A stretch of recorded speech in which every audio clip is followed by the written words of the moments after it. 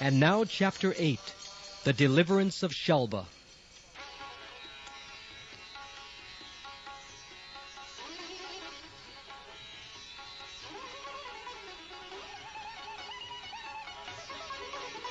After talking with his charioteer, the son of Daruk, Pradyumna could understand the real circumstances.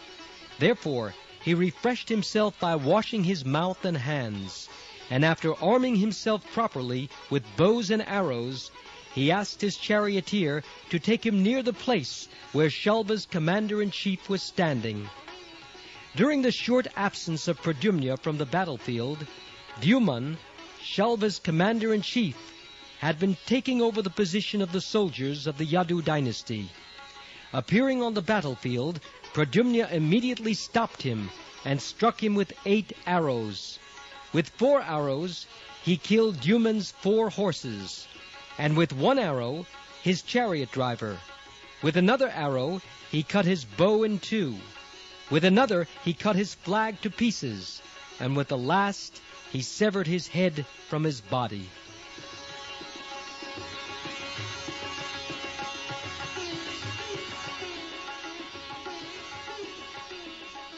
On the other fronts, heroes like Gad, Satyaki, and Samba were killing the soldiers of Salva.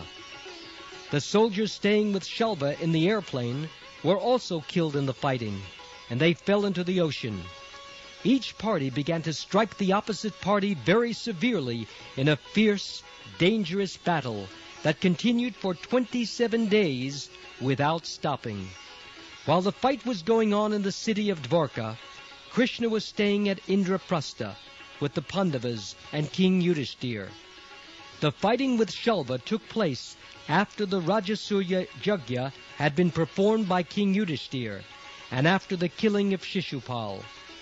When Lord Krsna understood that there was great danger in the city of Dvarka, he took permission from the elderly members of the Pandava family, especially from his aunt Kunti Devi, and started immediately for Dvarka.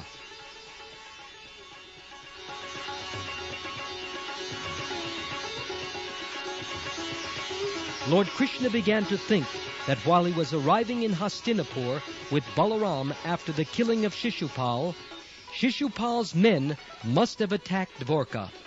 On reaching Dvarka, Lord Krsna saw that the whole city was greatly endangered. He placed Balaramji in a strategic position for the protection of the city, and he himself asked his charioteer Daruk to prepare to start. He said, "Daruk, please immediately take me to where Salva is staying. You may know that this Salva is a very powerful, mysterious man. Don't fear him in the least." As soon as he got his orders from Lord Krsna, Daruk had him seated on the chariot and drove very quickly toward Salva.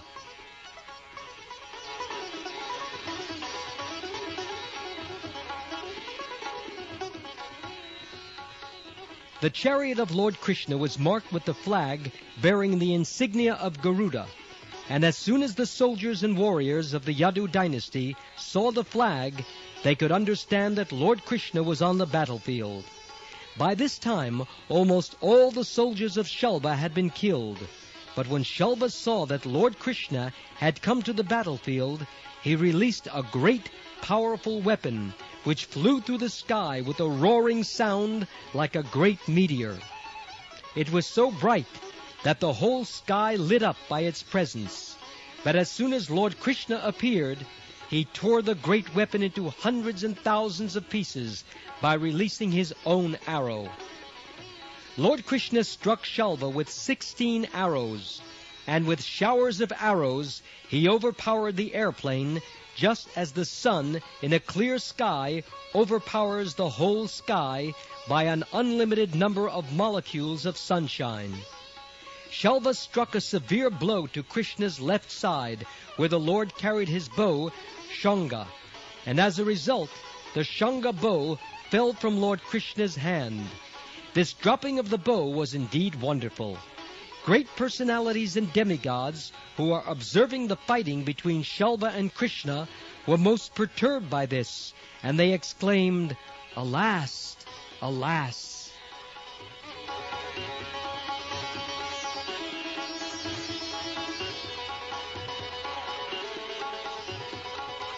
Shalva thought that he had become victorious, and with a roaring sound he addressed Lord Krishna as follows: "You rascal Krishna, you kidnapped Rukmini forcibly, even in our presence. You baffled my friend Shishupal and married Rukmini yourself. And in the great assembly at King Yudhishthir's Rajasuya Jagya, while my friend Shishupal was a little absent-minded, you took an opportunity to kill him. Everyone thinks that you are a great fighter and that no one can conquer you. So now you'll have to prove your strength. I think that if you stand before me any longer, with my sharp arrows I shall send you to a place wherefrom you will never return."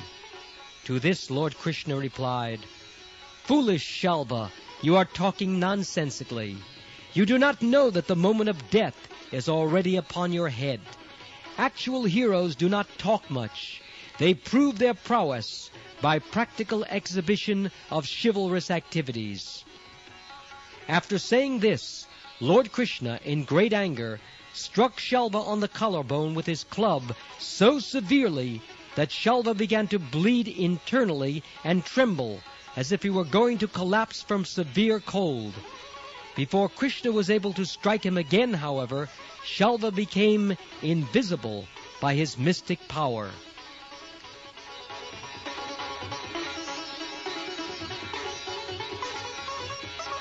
Within a few moments, a mysterious unknown man came before Lord Krishna. Crying loudly, he bowed down at the Lord's lotus feet and said to him, "Since you are the most beloved son of your father Vasudeva, your mother Devaki has sent me to inform you of the unfortunate news that Shalva has arrested your father and taken him away by force, just as a butcher mercilessly takes away an animal." When Lord Krishna heard this unfortunate news from the unknown man, he at first became most perturbed, just like an ordinary human being. His face showed signs of grief, and he began to cry in a piteous tone. "How could that happen? My brother Lord Balaram is there, and it is impossible for anyone to conquer Balaramji. He is in charge of Dwarka city, and I know he is always alert. How could Shalva possibly enter the city and arrest my father in that way?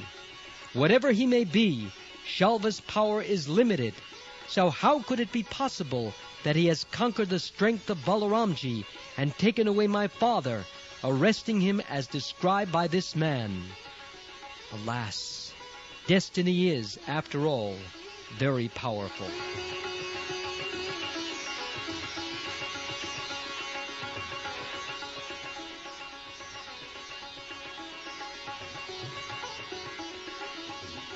While Sri Krishna was thinking like this, Shalva brought before him in custody a man exactly resembling Vasudeva, his father. These were all creations of the mystic power of Shalva. Shalva addressed Krishna, "You rascal Krishna, look! This is your father who has begotten you, and by whose mercy you are still living. Now just see how I kill your father. If you have any strength, then try to save him." The mystic juggler Shalva, speaking in this way before Lord Krishna, immediately cut off the head of the false Vasudeva. Then, without hesitation, he took away the dead body and got into his airplane. Lord Krishna is the self-sufficient, supreme personality of Godhead. Yet because he was playing the role of a human being, he became very depressed for a moment, as if he had actually lost his father.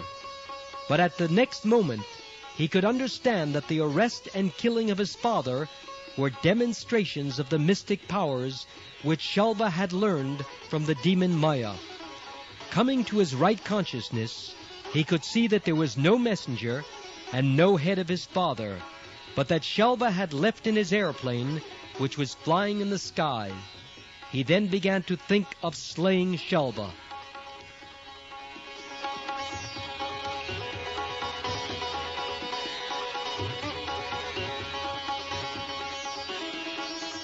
Krishna's reaction is a controversial point among great authorities and saintly persons. How could Krishna, the Supreme Personality of Godhead, the reservoir of all power and knowledge, be bewildered in such a way?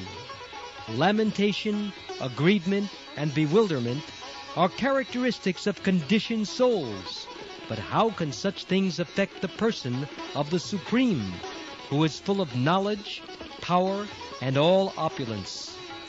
Actually, it is not at all possible that Lord Krishna was misled by the mystic jugglery of Salva. He was displaying his pastime in playing the role of a human being. Great saintly persons and sages who are engaged in the devotional service of the lotus feet of Lord Krishna, and who have thus achieved the great perfection of self-realization, have transcended the bewilderments of the bodily concept of life.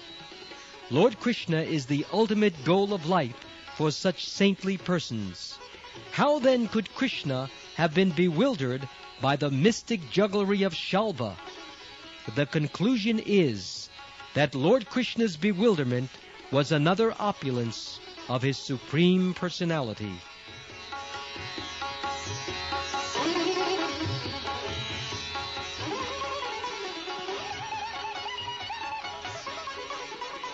When Salva thought that Krishna had been bewildered by his mystic representations, he became encouraged and began to attack the Lord with greater strength and energy by showering volleys of arrows upon him.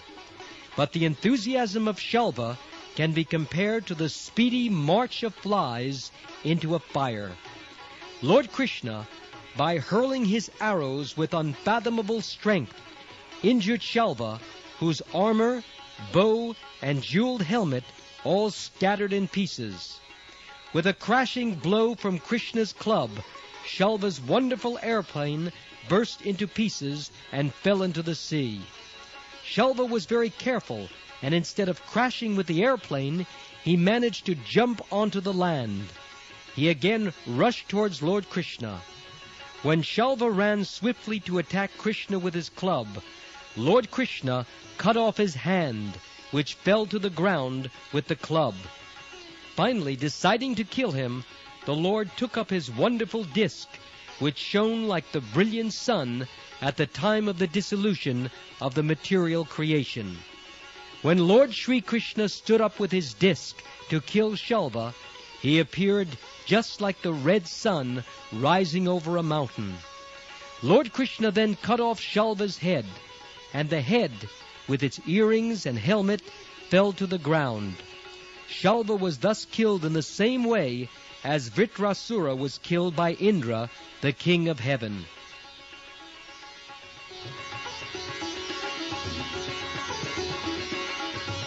When Salva was killed, all his soldiers and followers cried, "Alas! Alas!"